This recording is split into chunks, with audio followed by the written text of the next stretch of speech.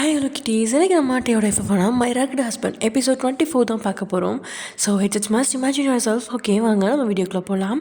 லாஸ்ட்டாக எதில் முடிச்சிருந்தோம் அப்படின்னா, உங்களை ரூமுக்குள்ளே அழைச்சிட்டு வந்து கதவுல தள்ளினவன், உன் மனசில் என்னடி நினச்சிட்ருக்கா? உன்னால் என் அப்பா இன்றைக்கி சாப்பிடாம போகிறாரு. இது எல்லாத்துக்கும் காரணம் நான் தான். எல்லோரும் முன்னாடியும் நீ கேவலப்படக்கூடாதுன்னு அந்த தீஞ்சு போன சாப்பாட்டை சாப்பிட்டேன் பார்த்தியா? என் புத்தியை செருப்பால் அடிக்கணும் அப்படின்னு அவன் கத்திட்டு இருக்கும்போதே இன்னொரு முறை நீங்கள் கொமட்டியபடியே தெரியாமல் டேமலே வாந்தி எடுத்துட்டீங்க. பொதுவாக வாமிட் வந்தால் கட்டுப்படுத்தி முயற்சிப்பீங்க. ஆனால் இப்போது பயந்துக்கிட்டு இருந்ததுனால உங்களை அறியாமலே வாந்தி பட்டார்னு வந்து அவன் மேலேயே விழுந்துருச்சு. அதுவும் கொஞ்சம் தான் வாமிட் எடுத்தீங்க, ஆனால் அதுவும் மொத்தமாக அவன் மேலேயே இருக்கா. பயந்து போன நீங்கள், ப்ளீஸ் மன்னிச்சிடுங்க, தெரியாமல் பண்ணிட்டேன், என்னை எதுவும் பண்ணிடாதீங்க, சத்தியமாக உடம்பு முடியல, அதனால தான் வாமிட் எடுத்தேன் அப்படின்னு நீங்கள் அழவே ஆரம்பிச்சிடுறீங்க. அவனே தன்னை சுற்றி இருக்கிற இடமெல்லாம் 100 மடங்கு சுத்தமாக இருக்கணும் அப்படின்னு நினைப்பான். தரையில் ஒரு தலைமுடி கிடக்கிறத பார்த்தா கூட அன்றைக்கி கண்ணமாவை திட்டி தீப்பான்.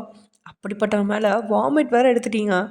இன்றைக்கி தனக்கு சமாதி நிச்சயம் அப்படின்னு நீங்கள் நினச்சிட்டு இருக்கும்போதே திடீர்னு உங்களோட தோளில் தலையை வச்சு சாய்ச்சவன் உங்களோட முதுகில் மெல்ல தடவி விட்டபடி, சரி இட்ஸ் ஓகே, நீ தெரியாமல் தான் வாமிட் பண்ணனே எனக்கும் தெரியும், ஆனால் இன்னொரு முறை இந்த மாதிரி வாமிட் எடுத்தேன்னு வச்சுக்கோ, என்னோடய ஆக்ஷன் வேறு மாதிரி இருக்கும்.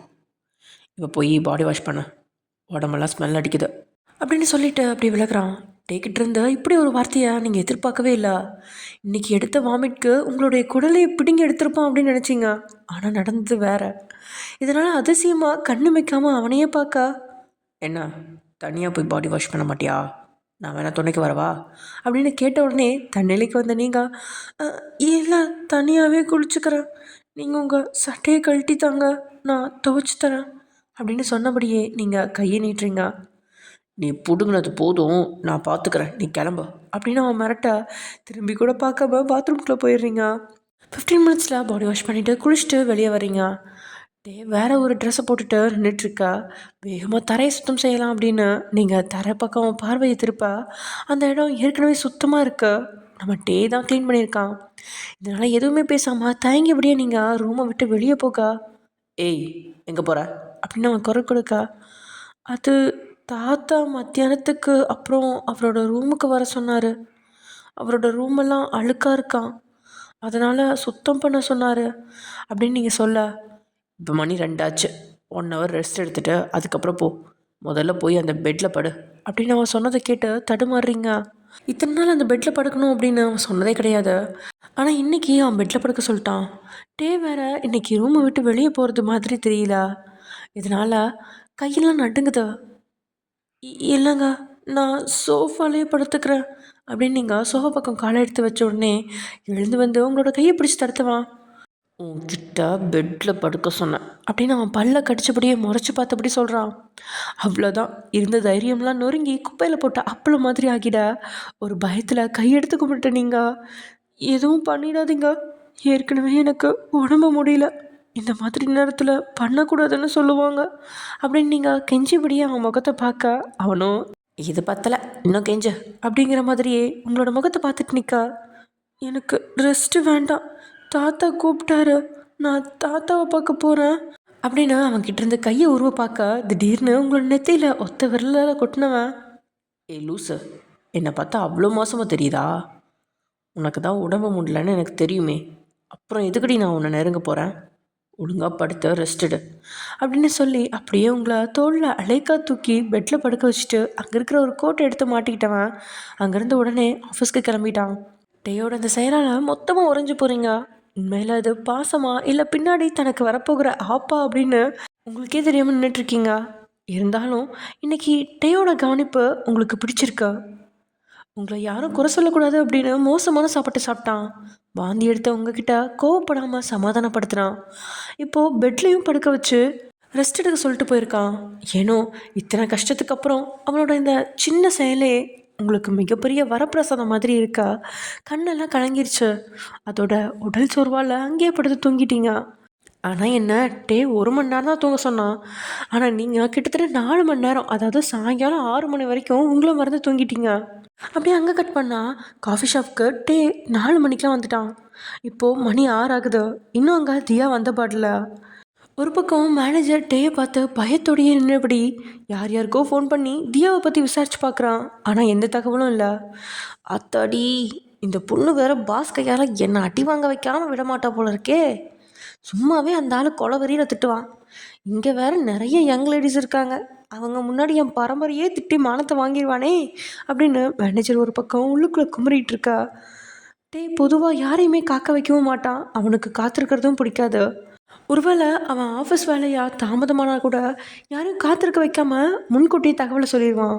தன்னை காத்திருக்க வைக்கிறவங்களையும் ஏண்டா இப்படி காத்திருக்க செய்தோம் அப்படின்னு யோசிக்கிற அளவுக்கு தண்டனையும் கொடுப்பான். அப்படிப்பட்டவன் கிட்டத்தட்ட 2 மணி நேரமாக பல்ல கடிச்சுக்கிட்டு கையை முறுக்கி பிடிச்சபடி கொள்ளவெறியோட தியாவுக்காக வெயிட் பண்ணிகிட்ருக்கான். அதுவும் தியாவோட மீட்டிங்க்கு ஒரு பெரிய ஹோட்டலை புக் பண்ணியிருக்கா. தியாவை ஒரு சின்ன ரெஸ்டாரண்ட்க்கு வர மாதிரி மெசேஜ் பண்ணியிருப்பா. ஆள் நெரிசல் இருக்கிற அந்த ரெஸ்டாரண்ட்டில் கொலவெறியோடு உட்காந்துருக்கான். ஒரு கட்டத்தில் டேயால் ஆத்திரத்தை பொறுக்க முடியாமல் மேனேஜரை பார்த்தவன், யோ, அந்த பொண்ணு வருவாளா இல்லையா? நீ எல்லாம் என்னத்துக்கு பிறந்த? ஒரு வேலையாவது ஒழுங்காக பண்ணுறியா? ஏன் அவன் இன்னும் வரல அப்படின்னு திட்டு தொடங்கும் போதே தன்னுடைய மானம் கப்பல் ஏறிடும் அப்படிங்கிறத புரிஞ்சு, பாஸ் கொஞ்சம் பொறுமையாக இருங்க, பப்ளிக் பிளேஸில் கோவப்பட்டிங்கன்னா நாளைக்கு சோஷியல் மீடியாவில் உங்களை பற்றி கழுவி ஊற்றுவாங்க. அவளோட ஃப்ரெண்டு சச்சியத்தை மயூரி அவன் வீட்டில் கொண்டு போய் விட்டுட்டா, அதனால் சீக்கிரமாக அந்த பொண்ணு வந்துடுவான்னு நினைக்கிறேன் அப்படின்னு மேனேஜர் கெஞ்சா. 4 மணிக்கு வர சொன்னது, இப்போ மணி 6 ஆச்சு. நான் ஒரு பெரிய ஹோட்டல் புக் பண்ணியிருந்தேன், ஆனால் இந்த பொண்ணு இந்த சப்ப ஹோட்டலுக்கு வர வச்சிட்டா. இதில் அந்த மகாராணிக்காக நான் காத்திருக்கணுமா? அவளை நாளைக்கு எப்படி என் இடத்துக்கு வர வைக்கணும்னு எனக்கு தெரியும். இங்கேருந்து கிழிச்சதெல்லாம் போதும், எல்லாரும் கிளம்புங்க அப்படின்னு சொல்லி டேபிளில் ஒரு இடி இடிச்சுட்டு எழுந்து நிற்கிறான். அவன் இடித்த சத்தத்தில் எல்லாருமே திரும்பி அவனையே பார்க்க, அவன் யாரையும் கண்டுக்காம அங்கேருந்து கிளம்புறதுக்காக நிற்கும்போது கையில் ஒரு லாலிபப்பை வச்சு மெல்ல சப்பி சப்பி சாப்பிட்டபடியே உள்ள நுழையிறா தியா. தியாவை பார்த்ததும் கொள்ளவெறி தலைக்கு ஏறுது. அப்படியே வெறி பிடிச்சி அவளை பார்த்துட்ருக்கா. அவள் கூலாக சேரில் உட்காந்து, ஹாய் மாம்ஸ், உட்காருங்க அப்படின்னு சொல்ல டேக்கு பொறுமையும் இல்லை, அங்கே உட்கார விருப்பமும் இல்லை. இருந்தாலும் உட்காந்துட்டான். மேனேஜர்லாம் அங்கே இருக்கிற டேபிள் எடுத்து தியாவோட தலையில் உடச்சிருவோம் அப்படின்னு எதிர்பார்த்தான்.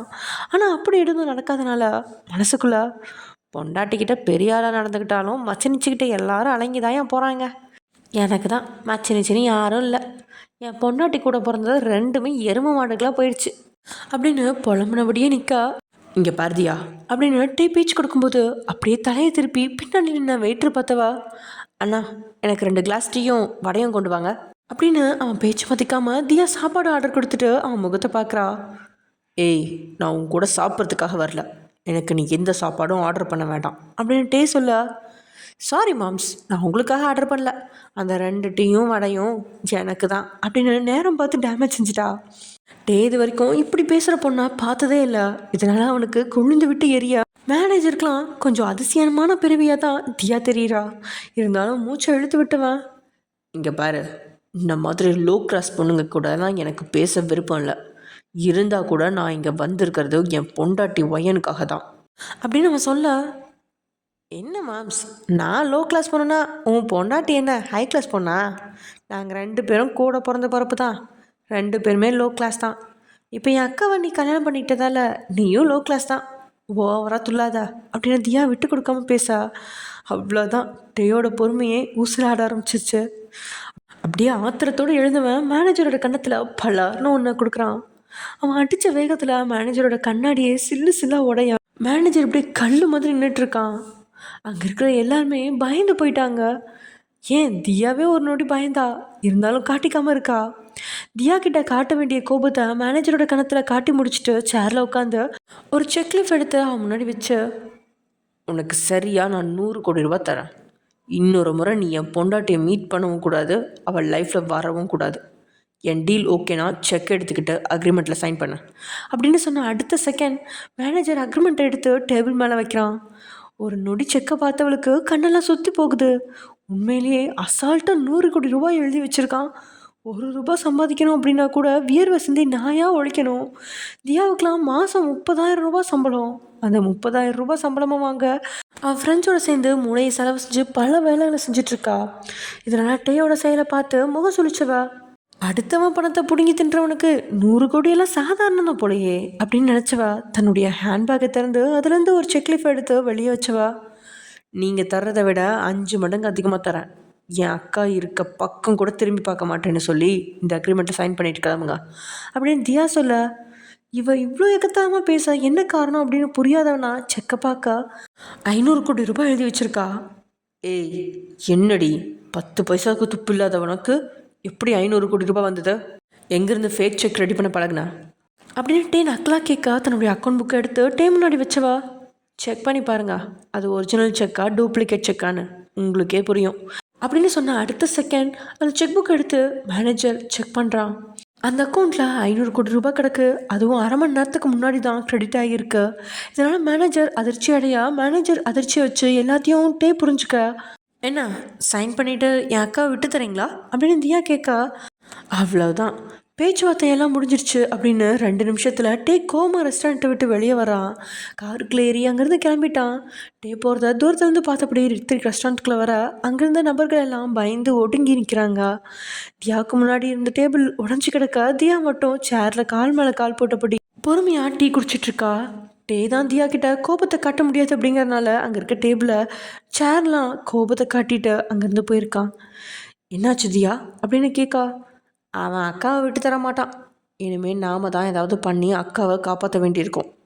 வா கிளம்புவோம், நாளைக்கு என் மாம்ஸ்க்கு ஸ்பெஷல் ட்ரீட்மெண்ட் கொடுக்குறேன் அப்படின்னு சொல்லி கீழே கிடந்த செக் புக்கையும் ஒரு சில பொருட்களையும் எடுத்துக்கிட்டு ரித்திக்கோட கையை பிடிச்சிக்கிட்டு அங்கேருந்து கிளம்பிட்டா. ஆஃபீஸ்க்கு போன நம்ம டேக்கு ஒரு வேலையுமே ஓடல. எந்நேரமும் தியாவோட திமிரான பேச்சும் அவளுடைய நடவடிக்கையும் தான் ஞாபகத்துக்கு வந்து போகுது. இன்றைக்கி வரைக்கும் ஒரு சில ஆண்கள் மட்டும்தான் அவன் முன்னாடி சத்தமிட்டு பேசியிருக்காங்க. அவங்களுடைய குரல் வழியை கூட தன்னுடைய அதிகாரத்தானும் புத்தி கூர்மையாலும் நசுக்கியிருக்கான். அப்படிப்பட்ட முன்னாடி இன்றைக்கி ஒரு பொண்ணு எதிர்த்து பேசிட்டா அப்படின்னு கோவம். அவளை அங்கேயே அடித்து கொலை செஞ்சுருக்க வேண்டியது அப்படின்னு உள்மனசு கோவத்தில் கொந்தளிச்சாலும், தியாக்கு ஏதாவது நடந்தால் நிச்சயம் நீங்கள் தவறான முடிவு தான் எடுப்பீங்க அப்படின்னும் அவரை விட்டு பிரிஞ்சு போயிருவீங்க அப்படின்னு தான் அவன் தியாவை எதுவுமே செய்யாமல் விட்டு வச்சுருக்கான். ஆனால் இப்போல்லாம் அவன் மனசு முழுக்குமே அவளை கொண்டுட்டா என்ன அப்படிங்கிற எண்ணம் தான் ஓடிட்டுருக்கா. மேனேஜரை தன்னோட கேபினுக்கு கூப்பிட்றான். மீட்டிங்கில் இருந்த மேனேஜர் மீட்டிங்கை பாதியில் நிறுத்திட்டு டேயை பார்க்கறதுக்காக வந்தபடி, சார் சொல்லுங்கள் என்ன விஷயம் அப்படின்னு கேட்க, இங்கே பாரு, இன்னையிலேருந்து என் வீட்டு காம்பவுண்டுக்குள்ள யாருமே வரக்கூடாது. அப்படி வந்தாலும் அவங்கள செக் பண்ணுறதுக்கு 2 மடங்கு ஆட்களை அப்பாயிண்ட் பண்ண. இது வரைக்கும் வீட்டை சுற்றி 10 பாடி கார்ட்ஸ் தான் நிற்பாங்க. இனி 20 பாடி கார்ட்ஸ் போடு. லக்ஷ்மி அம்மாவும் கண்ணம்மாவும் கோவிலுக்கு போனால் அவங்கள தடுக்க வேண்டாம். அவங்க கூட ஒயன் வெளியே போகக்கூடாது. வீட்டில் இருக்க லக்ஷ்மி அம்மா கண்ணம்மா 2 பேரோட ஃபோனையும் வாங்கிடு. அவங்க யார்கிட்டையாவது பேசினாலும் லேண்ட்லைனில் தான் பேசணும். அதுவும் அவங்க யார்கிட்ட பேசணும்னு சொல்கிறாங்களோ அதை முதல்ல செக் பண்ணி அதுக்கப்புறம் ஃபோன் பண்ணி கொடுக்குற மாதிரி 2 பேரை அப்பாயிண்ட் பண்ணு. ஒயன் யாருக்குமே ஃபோன் பண்ணி பேசக்கூடாது. ஒயனுக்கு உடம்பு முடியலனாலும் ஏதாவது எமர்ஜென்சினா கூட அவன் அந்த வீட்டை விட்டு வெளியே வரக்கூடாது. வெளியே இருந்தோம் யாரும் ஒயனை பார்க்கணுன்னு இனி வரக்கூடாது அப்படின்னு ஸ்ட்ரிக்டாக டே சொல்லிட்டான். டேயோட இந்த வார்த்தையை கேட்கும்போது மேனேஜருக்கு அந்த வீட்டு பெண்களை நினச்சி பாவமாக இருக்கு. அதுலேயும் குறிப்பாக உங்களை நினச்சா தான் பாவமாக இருக்கு. ஏற்கனவே உங்களை அந்த வீட்டில் கூண்டுக்குள்ளே அடைக்கப்பட்ட பறவை மாதிரி தான் இருக்கிறீங்க. இதில் கூண்டுக்குள்ளே அவள் தங்க சங்கிலி போட்டு அடைச்சி வைக்க நினைக்கிற டேயோட செயலை நினைக்கும்போது வேதனையாக இருக்கு. ஆனால் இதை சொல்லப்போனால் இங்கே கழுத்தில் கைத்தை கட்டி தூக்கில் தொங்க வச்சு சாகடிச்சிருவோம் அப்படிங்கிறதால. ஓகே பாஸ், அப்புறம் உங்கள் தம்பி ஜிமினை பற்றி ஒரு விஷயம் கேள்விப்பட்டேன், ஆனால் அது உண்மையான தெரியாது அப்படின்னு மேனேஜர் வாயை விட, இங்கே பாரு, என் தம்பி பற்றி அப்புறமா டிஸ்கஸ் பண்ணலாம். அடுத்த வாரம் எனக்கும் ஒயனுக்கும் கோவிலில் வச்சு கல்யாணம். என் தம்பிக்கும் மயூரிக்கும் அதே நாளில் அதே கோவிலில் வச்சு என்கேஜ்மெண்ட். ஸோ அதுக்கு தேவையான எல்லா ஏற்பாடையும் பண்ணிவிடு அப்படின்னு சொல்லிட்டு டே அங்கேருந்து கிளம்பிடுறான். அதை கேட்ட மேனேஜருக்கு இன்னும் தலையை சுற்றிடுச்சு. என்ன பாஸ் திடீர்னு ஜிமின் சாருக்கு என்கேஜ்மெண்ட்டுன்னு சொல்கிறாரு? நேற்றுக்கு அவருக்கு கல்யாணம் ஆனதாக தகவல் கிடச்சிதே, இதை பாஸ்கிட்ட சொல்லலாமா வேணாமா அப்படின்னு அவன் யோசிச்சுட்ருக்க, அவன் மனசோ அவசரப்பட்டு வாயை விட்டு உடம்பு புண்ணாக்கிக்காத துரசிங்கம், எல்லாத்தையும் விட வாயை கொடுத்தும் பரம்பரையை கேவலப்படுத்தாத அப்படின்னு எச்சரித்ததால் மேனேஜரும் அதை பெருசாக எடுத்துக்காம அங்கேருந்து வேலையை கவனிக்க போயிட்டான். அப்படியே டைம் ஸ்கிப்பாக ஆஃபீஸ் வேலையை முடிச்சு டே வீட்டுக்கு வர அவனை ஜூஸ் கப்போடு வரவேற்ற லக்ஷ்மி, டே தாத்தா அவராக தான்ப்பா கீழே விழுந்தார். பெருசாக அவருக்கு எந்த அடியும் படலை. நெத்தியில் ஒரு சின்ன கீறல் மட்டும்தான். சின்ன பேண்டேஜுக்கே சரியாயிடுச்சு. நீ தேவையில்லாமல் பயப்படாத.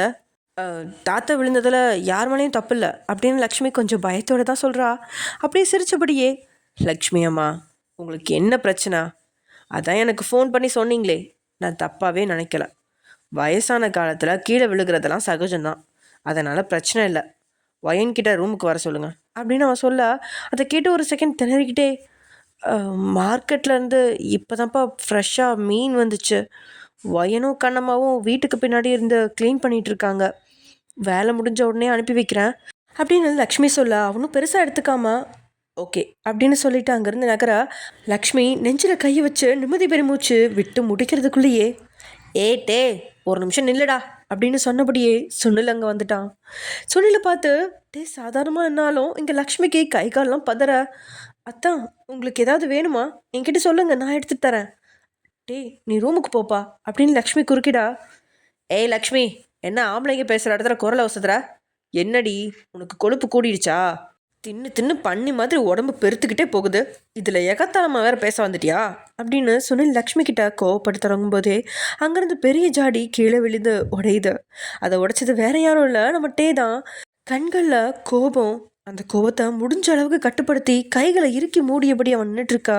சுனிலுக்கு இப்போ தான் அவசரப்பட்டு கோவப்பட்டுமோ அப்படின்னு தோண, அது ஒன்றும் இல்லை நான் அப்படின்னு பேச தொடங்கும் போதே கையை முகத்துக்கு நேராக சுண்டுனவன், இன்னொரு முறை லக்ஷ்மி அம்மா கிட்ட கோபப்படுற வேலை வச்சுக்காதீங்க. நான் பல நாள் சொல்லிட்டேன், அவங்கக்கிட்ட யாரும் சத்தம் போடக்கூடாது, அவங்கள தொந்தரவும் பண்ணக்கூடாது அப்படின்னு பல்ல கடிச்சபடி கோபத்தில் அவன் சொன்ன வார்த்தை சுனிலை தனகுனியும் வைக்குதா. என்னை மன்னிச்சிட லக்ஷ்மி அப்படின்னு அவன் ஒரு செகண்டே லக்ஷ்மி கிட்ட மன்னிப்பு கேட்டான். இவங்களுடைய மன்னிப்பெல்லாம் மேலே இருக்கிற பயத்தால் வெளிவரும் வேஷம் அப்படிங்கிறது லக்ஷ்மிக்கும் தெரியும். இருந்தாலும் பெரிய மனசோட, ஐயோ அப்படிலாம் பேசாதீங்க அத்தான், நான் தப்பாக நினைக்கல அப்படின்னு சொல்லிட்டா. அதுக்கப்புறம் தான் கோவத்தை கொஞ்சம் குறைச்சபடி அங்கேருந்து கிளம்ப, உன் பொண்டாட்டியால் தான் என் அப்பா படுக்கையிலேருந்து கீழே விழுந்தார் அப்படின்னு சுனில் சொன்ன வார்த்தையால் நடந்துகிட்டு இருந்தவன் டக்குன்னு நின்று சுனிலை திரும்பி பார்க்குறான். லக்ஷ்மிக்கு ஒரு செகண்ட் குப்புன்னு வேர்த்திருச்சு. அதுக்குள்ளே சுனில் பக்கத்தில் வந்தவன், என்ன சொன்னீங்க அப்படின்னு அழுத்து கேட்கா. ஆமாம், நான் சொன்னது உண்மைதான். உன் பொண்டாட்டி சாயங்காலம் 6 மணி வரை பெட்ரூம்லேருந்து வெளியே வரல. கண்ணம்மாவும் லக்ஷ்மியும் வெளியில் ஏதோ வேலை பார்த்துட்டு இருந்தாங்க. அதில் உன் தாத்தாவை யாரும் கவனிக்கலை. வயசான காலத்தில் மனுஷன் தனியாக எழும்பி பாத்ரூமுக்கு போக முடியாமல் ரொம்ப நேரம் கத்தியிருக்காரு. அதுக்கப்புறம் அவராக முயற்சி பண்ணி போய் தடுமாறி கீழே விழுந்துட்டாரு அப்படின்னு போட்டு கொடுத்துட்டான். ஐயோ கைப்புள்ள, உடம்பை இரும்பாக்கி வச்சுக்கோ, இன்னைக்கு கண்டிப்பாக சம்பவம் பண்ணாமல் விட மாட்டான். Okay, back to the point. Balakrishna கீழே விழுந்ததை மறைக்கிறதுக்காக லக்ஷ்மி எவ்வளோ முயற்சி செஞ்சோ கடைசியில் சுனில் எல்லாத்தையுமே கிட்ட போட்டு கொடுத்துட்டான். அதுலேயும் குறிப்பாக எல்லாத்துக்கும் காரணம் வயன்தான் அப்படின்னு சொல்லிட்டான். இதனால டேயோட பார்வை லக்ஷ்மி பக்கம் தான் திரும்புது. ஏன்னா லக்ஷ்மி இந்த உண்மையை மறைக்கிறதுக்காக தான் டேக்கு முன்கூட்டியே ஃபோன் பண்ணி தாத்தா அவரை தான் கீழே விழுந்து லேசாக அடிப்பட்டதா சொல்லியிருக்கா. லக்ஷ்மி அம்மா, அப்பா சொன்னது உண்மையா அப்படின்னு அவன் அழுத்தி கேட்க லக்ஷ்மிக்கு கைகாலெல்லாம் டைப் அடிக்கிற மாதிரி ஆயிடுச்சு.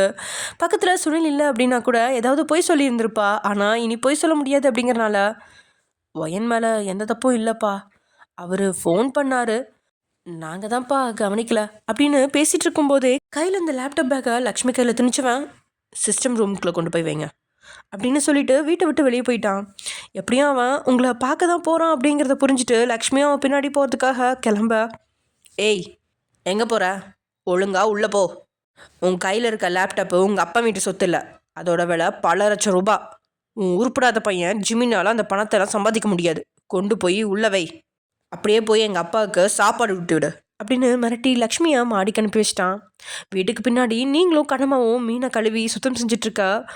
உங்களுக்கு ஒரே பதட்டம் தான், ஏன்னா வர்றதுக்கான நேரம் ஆகிருச்சு அப்படிங்கிற பயம்தான். இதனால் பக்கத்தில் இருந்த கண்ணம்மா கிட்ட, அக்கா அவருக்கு தாத்தாவை ரொம்ப பிடிக்குமா அப்படின்னு நீங்கள் கேட்க, அப்படியே ஓரக்கனால உங்களை பார்த்தவ, இந்த கேள்வியை நீ இதோட 50 முறை கேட்டுட்ட. இங்கே பாரு ஒயன், பயப்படாத. நானும் சில நேரம் தூங்கிட்டேன்னா கரெக்டான நேரத்துக்கெல்லாம் எழும்ப மாட்டேன், என்னையும் மீறி தூங்கிடுவேன். இதெல்லாம் சகஜம்மா, உனக்கு உடம்பு முடியல அதனால தானே தூங்கினேன். அதோட அந்த கிழமை நீ நினைக்கிற மாதிரி லேசுப்பட்டவன்லாம் இல்லை, லேசாக தான் அடிபட்டிருக்கு. ஆனால் வேணும்னு தான் பொண்ணுங்களை கேவலப்படுத்த ஐயோ என் நெத்தி உடஞ்சி போச்சு, என் மண்டை கிழிஞ்சு போச்சுன்னு ஓவராக சீன் போட்டான். நான் ஒன்று சொல்லட்டுமா, அந்த கிழவனுக்கு அந்த வாக்கிங் ஸ்டிக்கை பிடிச்சிக்கிட்டு நல்லாவே நடக்க தெரியும். இருந்தாலும் நம்மளை வேலை வாங்கணுங்கிறதுக்காகவே வேணும்னே கீழே விழுந்திருப்பான். நீ பயப்படாத, அதான் லக்ஷ்மியம்மா இருக்காங்களே, அவங்க டேஸ்டாராக சமாளிச்சுப்பாங்க அப்படின்னு கண்ணம்மாவும் இதோட 50வது முறையாக உங்களுக்கு ஆறுதல் சொல்கிறா. என்னதான் அவன் ஆறுதல் சொன்னாலும் தினமும் கையால் டோஸ் வாங்கிட்டு இருக்கிற உங்களுக்கு நேரம் போக போக பயம் இன்னும் அதிகமாகுது. அக்கா அவருக்கு தாத்தாவை ரொம்ப பிடிக்குமா அப்படின்னு 51வது முறையாக கேள்வி கேட்குறீங்க. இங்கே கண்ணம்மாவுக்கு தொண்டை தண்ணியெல்லாம் வத்திருச்சு. அந்த அளவுக்கு பேசியிருப்பா. ஆனால் மறுபடியும் அதே கேள்வியை கேட்கறதுனால, ஏம்மா இன்னும் 10 மீன் தான் இருக்குது, நீ கொஞ்ச நேரம் சும்மா இரு, சீக்கிரமாக கழுவிட்டு உள்ளே போவோம், பனி வேற தொடங்கிடுச்சு அப்படின்னு சொல்லி வேலையை ஆரம்பிக்க, இங்கே உங்களுக்கு நேரம் போக போக பனியில் உடல் குளிரில், பயத்தில் உடல் வியர்வை மழையில் நனையுது. அப்படி நீங்கள் வேர்த்து விறுவிறுத்து உட்காந்துட்ருக்க, ஒரு பக்கெட் தண்ணீர் எங்கேருந்தோ பறந்து வந்து உங்கள் மேலே விழுகுது. அதுவும் மீனை கழுவி வச்சுருந்த அந்த தண்ணி அப்படிங்கிறதுனால அது நாத்தம் குடலை பிடுங்க. 2 பேரும் பதறி போய் எழுந்து பார்க்க ருத்ரமூர்த்தி அட்டையே நின்றுட்டுருக்கான். நீங்கள் அப்படியே பயந்து போய் பக்கத்தில் நான் கண்ணம்மாவோட கையை பிடிக்க, கண்ணம்மாவுக்கு இங்கேயே மயங்கி விழுந்துடலாமா அப்படிங்கிற அளவுக்கு அதிர்ச்சி. வந்த உடனே கண்ணம்மாவை பார்த்துவேன், என் தாத்தா முடியாமல் கீழே விழுந்திருக்காரு, ஆனால் அவரையே கலாய்க்கிறியா? யாராவது வேணும்னு கீழே விழுவாங்களா? ஆ, உன்கிட்ட தான் கேட்குறேன், பதில் சொல்லு. யாராவது வேணும்னு கீழே விழுவாங்களா அப்படின்னு டேப்போட சத்தம் வீட்டுக்குள்ளே இருக்கிறவங்களுக்கும் கேட்டிருக்கோம். கண்ணம்மாவுக்கு வாயில் வார்த்தையே வரல, கண்களில் கண்ணீர் தான் நிரம்பியிருக்கு. இல்லை தம்பி, நான் அந்த மாதிரி சொல்ல வரல அப்படின்னு தொடங்கும் போதே, என் கண்ணு முன்னாடி நிற்காம வீட்டுக்குள்ளே போயிடு அப்படின்னு டேக்கத்தை இதுக்கு மேலே பேச்சு கொடுத்தா டேயோட குணம் வேறு விதமாக மாறும் அப்படிங்கிறதுனால கண்ணம்மா அங்கேருந்து கிளம்ப, நீங்களும் நைஸாக கண்ணம்மாவுக்கு பின்னாடி இருந்த கிளம்ப. ஏய் நில்லடி, நான் கண்ணம்மாவை தான் போக சொன்னேன், உன்னை போக சொல்லலை அப்படின்னு அடுத்ததா அவன் பார்வையை உங்கள் பக்கம் திருப்புறான். இதனால் அடுத்த எட்டி எடுத்து வைக்காம அப்படி என்ன நீங்கள் மனசுக்குள்ளே வேண்டாத கடவுள் இல்லை அப்படிங்கிற அளவுக்கு பயந்து நிற்க, உங்கள் பக்கத்தில் வந்து நின்னவன், என்னடி கொழுப்பு கூடிடுச்சா? காலையில் ஏதோ சீக்கு வந்த கோழி மாதிரி சுற்றிக்கிட்டு தெரிஞ்ச, சரி கொஞ்சம் ரெஸ்ட் எடுக்கட்டும்னு உனக்கு சப்போர்ட் பண்ணா என் தாத்தாவை காலி பண்ண பார்க்குறியா? இதை நீ உண்மையாகவே தெரியாமல் பண்ணியா, இல்லை என்ன ரிவெஞ்ச் எடுக்கணும்னு ஏதாவது பண்ணியா? உன் பாட்டியை வேற நான் துரத்தி விட்டேன், கிழவி வேற உசுரோடு இருக்காளா செத்தாளான்னு வேற தெரியல, அதனால தான் என் தாத்தாவை ஏதாவது பண்ணலான்னு யோசிச்சியா அப்படின்னு வார்த்தைகளால் உங்களுக்கு அதிர்ச்சியை கொடுக்குறான். நீங்கள் மனசால் ஒரு புழு பூச்சி கூட தீங்கு நினைக்க மாட்டீங்க. இதனால் பதறி போன நீங்கள், இல்லைங்க நான் அந்த மாதிரி எதுவும் நினச்சி பண்ணலை, உண்மையாகவே அசந்து தூங்கிட்டேன், நான் ரிவெஞ்செல்லாம் எடுக்கிற ஆள் கிடையாது, நான் தெரிஞ்ச எதையும் பண்ணலை, உங்கள் தாத்தா எனக்கும் தாத்தா மாதிரி தான் அப்படின்னு பேசிகிட்டு இருக்கும்போது உங்களோட தலைமுடியை கொத்த பிடிச்சிட்டுவேன். அப்புறம் எதுக்கடி வயசானவரை கஷ்டப்படுத்தின? வயசானவங்களை மதிக்கணும், அவங்களுக்கு மரியாதை கொடுக்கணும்னு உனக்கு தெரியாதா? 7 கழுத வயசாச்சு, இது நான் உனக்கு சொல்லித்தரணுமா அப்படின்னு அவன் கேட்ட வார்த்தைகளை கேட்கும்போது உள்ளுக்குள்ளே உங்களுக்கு ஒரு நெருடல் தோடுது. மனசுக்குள்ளே ஏராளமான விஷயங்கள் ஓட உங்களோட மூளை ஆரம்பத்திலே எதையும் பேசாத அப்படின்னு உங்களை தடுக்க முயற்சித்தானோ, நீங்களாவே பெரியவங்களை மதிக்கணும்னு சொல்லித்தரீங்களே, நீங்கள் ஏன் பெரியவங்களை மதிக்கல? என் பாட்டிக்கு 85 வயசாச்சு, உங்கள் தாத்தா மாதிரி முடியலன்னு சொல்லி 15 வருஷமாக படிக்கல கிடக்கல, இப்போது வேலைக்கு போய் சம்பாதிச்சு தான் குடும்பத்தை பார்த்துக்கிறாங்க. அவங்க உங்களை நம்பி தான் சென்னைக்கு வந்தாங்க, ஆனால் அவங்கள நீங்கள் அன்றைக்கி துரத்து விட்டீங்க. அப்போ உங்களுக்கு பெரியவங்களை மதிக்கணும்னு தோணலையா அப்படின்னு நச்சுன்னு கேட்டீங்க. நீங்கள் இப்படி கேட்பீங்கன்னு அவன் எதிர்பார்க்கவே இல்லை. அப்படி எதிர்பார்த்துருந்தா இப்படி ஒரு வார்த்தையை சொல்லியிருக்க மாட்டான். அதுக்காக அதை முழு மனசோட ஏற்றுக்கிறோம் டே கிடையாதே. பார்வை அப்படியே ஒரு கொலவெறி பார்வையாக உங்களை பார்க்க, ஓஹோ நேத்திக்கு உன் தங்கச்சியை மீட் பண்ண உடனே கொஞ்சம் கொழுப்பு கூடிடுச்சா, இன்னைக்கு எல்லாத்தையும் அடக்கிறேன் அப்படின்னு சொன்னவன் வலுக்கட்டாயமாக உங்களோட கையை பிடிச்சி இழுத்து வீட்டுக்குள்ளே இழுத்துட்டு போகிறான். டே இழுத்து போகிற வேகத்துலேயே நீங்கள் நடுங்கி பாதி இறந்தே போயிட்டீங்க. ப்ளீஸ் என்னை விடுங்க, நான் வரமாட்டேன், எனக்கு பயமாக இருக்குது, நான் வேணும்னு எதையும் பண்ணலை, என்னை விடுங்க அப்படின்னு கத்தி கூச்சலிட்றீங்க. உங்களோட சத்தத்தை கேட்டு மாடியிலேருந்து லக்ஷ்மி டேயை தடுக்கிறதுக்காக ஓடி வர, சுனில் அவளோட கையை பிடிச்சி அங்கே இருக்கிற ஒரு ரூம்குள்ளே தள்ளி கதவை வெளிப்பக்கமாக பூட்டிட்டான். அதோட அழுதுகிட்டே டே கூட போயிட்டுருக்கிறவங்கள பார்த்து உனக்கு அவ்வளோ சந்தோஷம், எதையோ பெருசாக சாதிச்ச மாதிரி நின்றுட்டுருக்கான். இதனால் உங்களுக்கு உதவி செய்யக்கூட யாரும் இல்லாமல் டே இழுத்து இழுப்பில் அவன் கூட பெட்ரூம்குள்ளே போக பட்டார்னு அடித்து கதவை மூடிட்டான். அப்புறம் என்ன சொல்லவா வேணும், உங்களோட அழுகையும் கெஞ்சலும் மட்டும்தான் ரூம் முழுசுமே நினைஞ்சிருக்கு. அந்த அளவுக்கு வன்கொடுமை தான் செய்கிறான். அது எவ்வளோ நேரம் நீடிச்சது அப்படின்னா ரூமுக்குள்ளே இருக்கிறவங்களுக்கு மட்டும்தான் அது தெரியும் அப்படிங்கிற அளவுக்கு கதறி அழக வச்சுட்டான். அதனால் மொத்தமாக சோர்ந்து போன நீங்கள் பால்கனியில் ஒரு ஓரத்தில் தரையில் விழுந்து கிடக்க, உங்களுக்கு பின்னாடி உடல் உரசுற அளவுக்கு டே படுத்து கிடக்கிறான். நைட்டு 11 மணியை கடந்துருச்சு. அவன் தந்த வலியும் கண்களில் இருக்க கண்ணீரும் குறையில. உங்களோட கைகள் மட்டும் வயிற்ற அழுத்தி பிடிச்சிட்டு இருக்கா.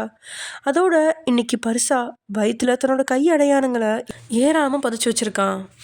நீங்கள் இப்படி கஷ்டப்பட்டுட்டு இருக்க அவனும் உங்கள் பின்னாடி படுத்து கிடந்தபடியே உங்களோட முதுகுல மூக்கால உரசி கழுத்துல இருந்து முதுகுல அங்கங்கே முத்தம் கொடுத்து இன்பம் கண்டுட்டு இருக்கான். தியாவை சந்திக்கிறதுக்கு முன்னாடி வரைக்கும் இந்த திருமண வாழ்க்கையை முறிக்காம தொடரணும் அப்படின்னு நினச்சிங்க. ஆனால் இப்போ இந்த மேரேஜ் லைஃபே ஒரு மாதிரி நரக வாழ்க்கை மாதிரி தெரியுது. உண்மையில் லக்ஷ்மியும் கண்ணம்மாவும் பாசமாக தான் இருக்காங்க. ஆனால் மற்ற ஆண்கள் யாருமே பாசமாக இல்லை. அப்படி இருந்தாலும் பொண்ணுங்களை மதிக்க கூட இல்லை. காலில் போட செருப்பை விட கேவலமாக நடத்துகிறாங்க. சில நேரங்களில் பாசமாக நடந்துக்கிறான் அப்படின்னு உங்களுக்கு தோணினாலும் அடுத்த நொடியே அவன் கொடூரமானவனாக இருக்கான். அவன் தர்ற தண்டனைகளையும் தாங்க முடியாமல் கண்ணில் தேங்கியிருக்கிற கண்ணீரோட இமைகள் மூடி கிடக்குறீங்க. ஆனால் அவனும் ப்ளவுஸ்க்கு மேலே தெரிகிற எல்லா இடத்துலையுமே அவனோட உதட்ட பதிச்சிருக்கான். கை விரல்களால் உங்களோட முதுகா எத்தனை முறை வருடினான் அப்படின்னு கூட அவனுக்கே தெரியாது. நேரம் போக போக ஆசை தான் கூடுதே தவிர தூக்கம் அவன் கண்ணுக்கே வரல. ஏய், உன் உடம்பு எப்படி இருக்கு தெரியுமா? எவ்வளோ நேரமாக என்னை கண்ட்ரோல் பண்ண பார்க்குறேன், ஆனால் கண்ட்ரோலே ஆக மாட்டேங்குது. நீ என்ன பண்ண, ப்ளவுஸோட பட்டன் எல்லாத்தையும் கழட்டி போடு, முதுகில் கொஞ்ச நேரம் விளையாடிக்கிறேன் அப்படின்னு சொல்லி அழுத்திய முத்தங்களை கொடுக்குறான். நரக வேதனையில் கிடக்கிற உங்களுக்கு அவனோட வார்த்தைகள் மரணத்தை விட கொடுமையாக இருக்கு. ஏதோ ஒரு வகையில் பயமும் தொத்திக்குது. கொஞ்ச நேரத்துக்கு முன்னாடி படுத்து கிடந்த நீங்கள் எலும்பி ஓட முயற்சித்ததுக்கு தான் கன்னத்தில் அவன் பல தடம் பதியிற அளவுக்கு காயத்தை கொடுத்தான். இன்னொரு முறை எழுந்திரிச்சு ஓடுற அளவுக்கு உங்களுக்கு உடல்ல தெம்பில்ல. இருந்தாலும் பயத்தோடையே ப்ளவுஸை அழுத்தி பிடிச்சு நீங்கள் அப்படியே இருக்கா. அவன் கட்டளை இட்டு 2 நிமிஷம் ஆகிடுச்சு. ஆனால் எந்த ஒரு இம்ப்ரூவ்மெண்ட்டும் இல்லை. அப்படிங்கிறதுனால அவனே நேரடியாக களத்தில் குதிச்சிட்டான். இதனால இவ்வளோ நேரம் முதுகில் இருந்த அவனோட கைகளை எடுத்து முன்பக்கத்துக்கு கொண்டு வந்துட்டான். அவனோட கைகளை தடுக்கிறபடி நீங்கள் கையை வைக்க உங்களோட கையை அப்படியே முதுகுக்கு பின்னாடி பிடிச்சிட்டான். ஒரு கையை மட்டும் இல்லை, 2 கையும் பிடிச்சிட்டான். உங்களோட 2 கால்களுக்கும் சேர்த்து அவனோட ஒரு காலால் அணைக்கட்டு போட்டு சேலைக்குள்ளே கையை நுழைச்சு ப்ளவுஸோட பட்டன்களை அவனே கழட்ட தொடங்கிட்டான். வாழ்க்கையே வெறுத்து போன மாதிரி இருக்கு உங்களுக்கு. பின்னாடி கிடக்கிறவன் கணவன் இல்லை, அரக்க மட்டும்தான் அப்படின்னு உள்ளுணர்வு தோண, ஏங்க உங்களுக்கு என்னை பிடிக்கலையா அப்படின்னு உச்சக்கிட்ட வருத்தத்தில் நீங்கள் கேட்க, அவனோ கழுத்து மடலில் முகத்தை அழுத்தி புதைச்சு, பிடிச்சிருக்கிறதுனால தானடி என்ஜாய் பண்ணணும்னு ஆசை வருது, இந்த நிமிஷமே உன்னை மொத்தமாக அனுபவிக்கணும்னு என் மனசு சொல்லுது அப்படின்னு வேறு விதமான பதிலை சொல்கிறான். அவன் பதிலை கேட்டு இன்னும் கண்ணீர் துளி தான் அதிகரிக்க, எனக்கு இப்போவே செத்து போகணுன்னு ஆசையாக இருக்குது அப்படின்னு சொல்லிட்டீங்க. இவ்வளோ நேரம் முதல் 3 பட்டனை அவிழ்த்துட்டு கடைசி பட்டனை கழட்டிட்டு இருந்தவன் ட்ரெஸ்ஸிலேருந்து கையெடுத்ததோட சிறைப்பட்டு இருந்த உங்களோட கைகளையும் கால்களையும் விடுவிச்சு உங்களை இழுத்து அவனை நோக்கி பார்க்கும்படி செய்கிறான். அழுகையில் முகம்லாம் வீக்கம் போட்டுருச்சு. உங்களோட உடல் கூட குளிரில் ஏதோ நடுங்கிற மாதிரி நடுங்கிட்டுருக்கு. இப்போ தான் இதெல்லாம் உனக்கு தெரியுது. இதனால் உங்களோட நெத்தியில் கையை வச்சு பார்க்க காய்ச்சல் 100 டிகிரிக்கு மேலே இருந்திருக்கும். அவ்வளோ அனலாக கொதிச்சிட்ருக்கு உங்களோட உடல். இவ்வளோ நேரம் ஏசி ரூமில் இல்லாமல் வெளியே இருக்கிறதுனால தான் உங்களோட உடல் சூடாக இருக்குது அப்படின்னு நினச்சவனுக்கு உங்களுக்கு காய்ச்சல் அப்படிங்கிற உடனே முகம் வாடுது.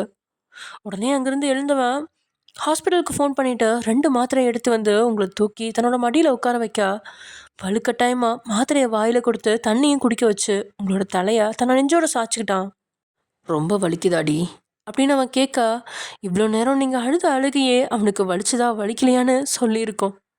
அப்படி இருந்தும் இப்படி ஒரு கேள்வியை கேட்குறானே அப்படின்ற வேதனையோட, இல்லை வலிக்கல அப்படின்னு உணர்ச்சியில் ஜடத்த மாதிரி பதில் சொல்கிறீங்க. அவனுக்கும் அது தெரியாம ஒன்றும் இல்லை. இங்கே பாரு வயன், நான் என் ஃபேமிலி மேலே ரொம்ப பாசம் வச்சுருக்கேன். அவங்களுக்கு ஒன்றுனா என்னால் தாங்க முடியாது. இந்த குடும்பம் கூட்டு குடும்பமாக சந்தோஷமாக இருக்கணும். அதுக்காக தான் உன்னை நான் இந்த வீட்டுக்கு கொண்டு வந்தேன். இந்த வீட்டில் என் பேரில் ஒரு கம்ப்ளைண்ட்டும் வரக்கூடாது. யார் தப்பு பண்ணாலும் என்னால் தாங்கிக்க முடியாது. அதுலேயும் குறிப்பாக நீ தப்பு பண்ணால் என்னால் சுத்தமாக தாங்கிக்க முடியாது. ஸோ இன்னொரு முறை யாரும் உன்னை குறை சொல்லாதபடி நடந்துக்கோ அப்படின்னு உங்களோட முதுக தட்டியபடியே சொன்ன வார்த்தைகளை கேட்க மனசால் சுத்தமாக ஏற்றுக்கவே முடியல உங்களால். என்னங்க என் மேலே யாரும் கம்ப்ளைண்ட் பண்ணக்கூடாது, நான் ஒழுங்காக நடந்துக்கணும்னு எனக்கு இவ்வளோ அட்வைஸ் பண்ணுறீங்களே.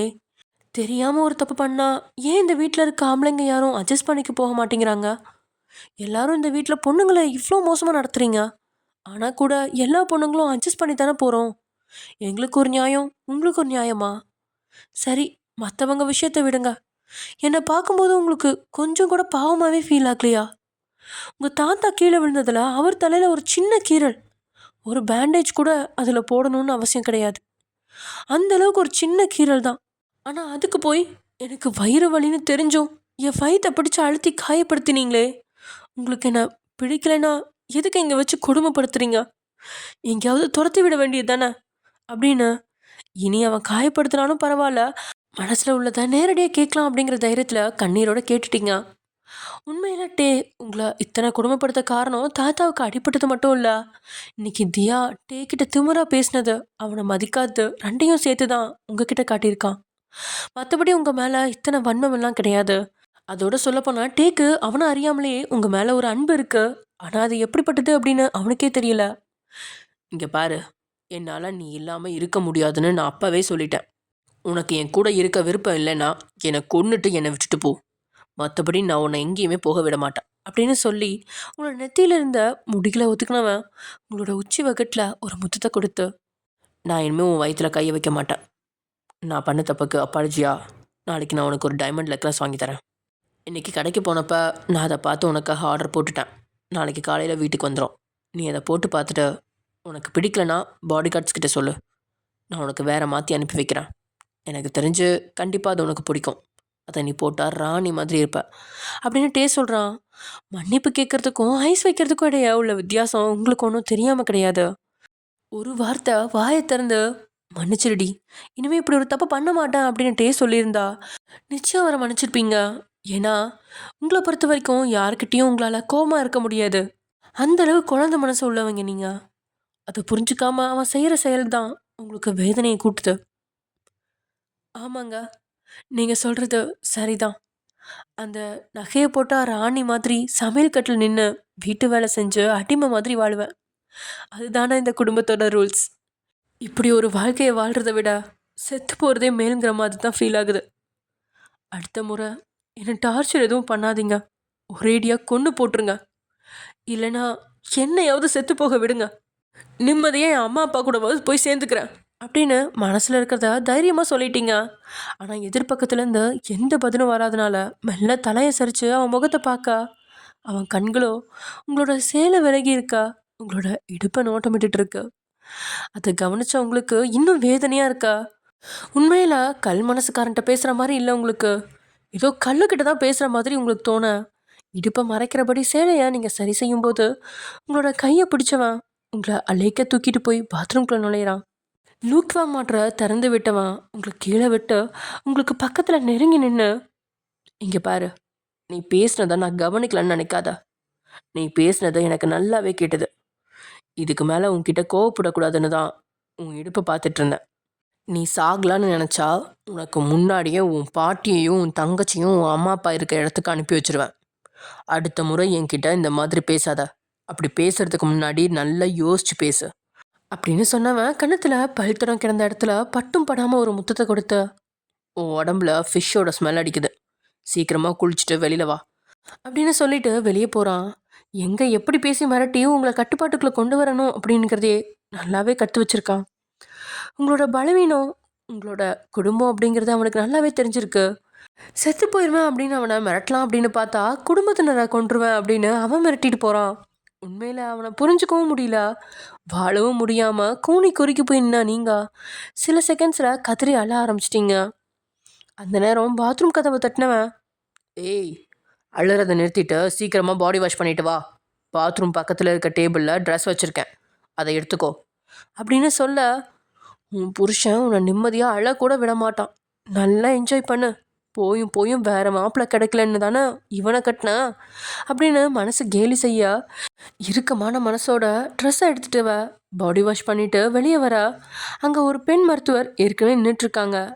உங்களோட கையை பிடிச்சி இழுத்து டாக்டருக்கு முன்னாடி நிறுத்துறான்ட்டே. அவங்களும் உங்களோட காய்ச்சல் எல்லாம் டெஸ்ட் பண்ணி பார்த்துட்டு உங்களோட உடம்புல இருக்க காயங்களையும் பார்க்குறாங்க. ஆனால் என்ன, அந்த டாக்டருக்கும் டேயை பற்றி நல்லா தெரியும் அப்படிங்கிறனால கண்டு காணாத மாதிரி உங்களுக்கு ஒரு சில மருந்துகளை கொடுத்துட்டு, இது சாதாரண ஃபீவர் தான், அவங்க அழுததுனால வந்திருக்கு, கொஞ்ச நேரத்தில் சரியாயிரும், ரெஸ்ட் எடுங்க ஒயன் அப்படின்னு சொல்லிட்டு அங்கேருந்து போக நெத்தியில் கையை வச்சு காய்ச்சலை சோதனை செஞ்சு பார்த்தவன் இப்போ கொஞ்சம் பரவாயில்ல அப்படின்னு உணர்ந்து பிறகுனா அப்படியே தூக்கி பெட்டில் படுக்க வச்சு ஏசி ஆஃப் பண்ணிவிட்டு ஒரு டேபிள் ஃபேனை எடுத்து உங்களுக்கு கொடுத்துட்டு, நான் இன்னைக்கு சோஃபாவில் படுத்துக்கிறேன், நீ பெட்லேயே தூங்கு அப்படின்னு சொல்லிட்டு அவன் பாட்டுக்கு சோஃபாவில் படுக்க, இல்லை பரவாயில்ல நானே சோஃபாவில் படுத்துக்கிறேன் அப்படின்னு நீங்கள் சொல்ல, நீ தான் பெட்டில் படுத்தா அசந்து தூங்குறியேன் பொண்டாட்டி, நான் சோஃபாலே படுத்துக்கிறேன் அப்படின்னு சொல்லி அவன் லைட்ஸ்லாம் ஆஃப் பண்ணிவிட்டு படுத்துட்டான். உண்மையில் நல்லது செய்கிறானா கெட்டது செய்கிறானா, இவன் மனுஷனா மிருகமா, கணவனா இல்லை ராட்சசனா அப்படின்னு பல கேள்விகள் ஓடுது உங்களுக்கு. ஆனால் எதுக்குமே பதில் தெரியாமல் கண்களை மூடி தூங்க ஆரம்பிக்கிறீங்க. இந்த கழுடுகளோட அட்ராசிட்டிஸ்லாம் கொஞ்சம் அதிகமாக இருக்குல்ல. இந்த பாலகிருஷ்ணா, ரகுநாதன், சுனில் இவங்க எல்லாரையும் ஒரு நாளைக்கு தேர் ரவுண்டு கட்டி அடிக்க போகிறான் அன்னைக்கு இருக்கு அவங்களுக்கு. ஓகே ஃப்ரெண்ட்ஸ், இதோட இந்த எபிசோட் முடிஞ்சுட்டு நெக்ஸ்ட் எபிசோடில் பார்க்கலாம். ஓகே, பாய்.